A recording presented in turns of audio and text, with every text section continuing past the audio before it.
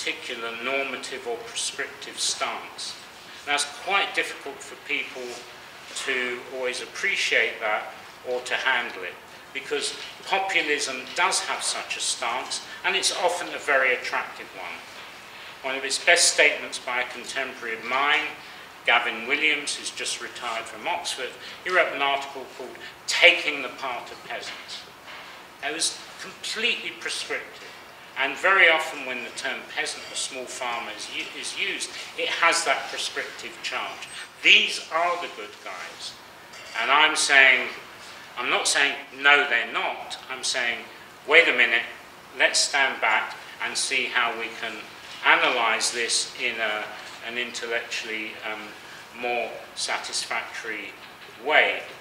And the challenges of complexity in the book, it seems to me, are confronted in practice most seriously by those who are activists, who are trying to build and sustain a progressive politics of agrarian change on its various scales, from the most local to the global. The MST in Brazil is much lauded and applauded, and I can understand why. But you read Wendy Walford's new book on the MST, based on many years of research in Brazil.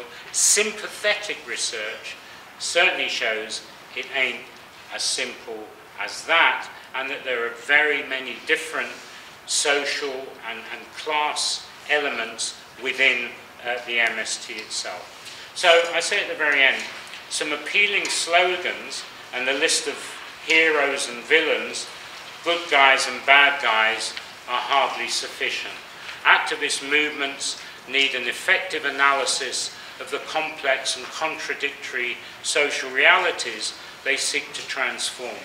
In a capitalist world, understanding class dynamics should always be a point of departure and a central element of such analysis. That's it.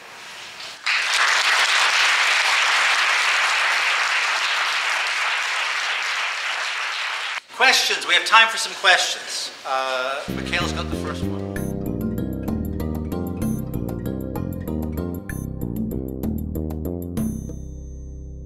Geographers of rural areas, if it's, say, parts of Latin America, we've got big estates of small peasant farms on their margins, and you can sort of see, you know, on the landscape this dichotomy, but it can be deceptive. It is interesting that a number of really important contributors to these empirical studies as well as the debates have been geographers by training. I mean, the Berkeley mafia, if one may call them that, Michael Watts and co. Wendy Walford, who I just mentioned, did her PhD with Watts. So, and of course his book on famine, Silent Violence, about northern Nigeria. I mean, it's not, well, there were some large landowners, but where land is owned by large landowners but is farmed by small farmers, you wouldn't see that in the landscape in the same way. This is true. I mean, that supports your point. And in a way, that's the East Asian story. I mean, you had land reform in Korea, you had land reform in Japan after the Second World War. But that was mostly land that was already farmed by small farmers. What was the reform was removing the burden of rent. You know, they were no longer subject to the exactions of the landowners. But if you looked at it as a landscape, it would be full of small farms both before and after. So you, as you say, as a Trump lawyer, you can't see the social relation of exploitation that was there before when they farmed under this burden of rent or taxation to the state or both. Yeah.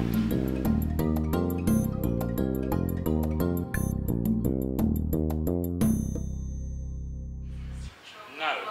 While I have my own political beliefs and values and prejudices, no doubt, I have never regarded my classroom as a platform for me to promote those. Now, where I have students who are radical, who want to change the world, who aren't happy with the way the world is, that's fine. It's not my job to tell them you're right and pat them on the back. or to tell them they're wrong. My job is, as far as I can, to help them think better about what they want to do and how they can analyse the realities they want to change. And when I used to give the initial lecture of the year to our master's students in development science, a massive gathering, even bigger than this, over 200 of them. And I used to say, now, most of you are here because you care about poverty, oppression, inequality, and so on. That's fine, but you don't get marks because you're concerned about those things. You get good marks for showing us what you can do with this. And that can be in the service of trying to achieve a better world, but it's got to be this. A lot of my students are activists. I mean, fortunately or unfortunately, as I was saying to Arun before, most of my PhD students are Trotskyists. Well, I might wish that one day they will grow out of that. But, but they're very committed. They're good students. They work hard. They research, and they do a lot of political work as well. So I admire their commitment and so on. But as I say, all I can do as a teacher is to try to help my students think better. I don't, not to award them for ideological correctness or incorrectness. And we do live in a period of such horror that's going on in the world in so many ways in this period of neoliberal globalization. That was very tempting to jump to the quick fix.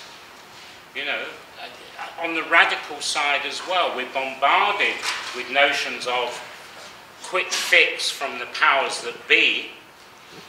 You know, our governments, our big corporations, their intellectual guns for hire and so on. But also, there are a lot of movements that are desperate for positive change, that don't have a developed analysis, that perhaps haven't done the hard work. They have very stirring slogans. But is that enough? And there's something that's interesting. I was thinking about this when I woke up this morning. You may think, well, this guy should get a life. But anyway, I was thinking about this when I woke up this morning. This people of the land thing, you know, which some very good friends of ours are gung-ho for, Philip McMichael and others. People of the land, people of the land. People of the land will save the world. People of the land unite. We will revalorize cultural ecology. We will feed the whole human race humanely and sustainably, and all this.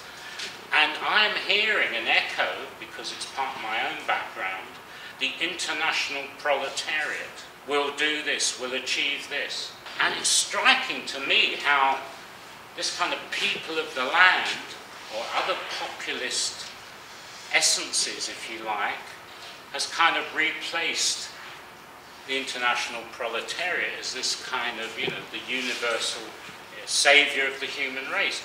And it's an interest, Jim Scott, again, because he was here, he is very turned off by all this stuff, because he's an anarchist. He doesn't like these organised movements, whether it's, you know, the Communist International or Via Campesina. And when he hears these slogans, I'm sure that's what he's hearing somewhere. All that previous era of, it's the international proletariat, if only they unite, they're going to save all of us, they're going to save the world, and so on. And it seems to me that people of the land is being used, you know, at its most extreme in that kind of way as well.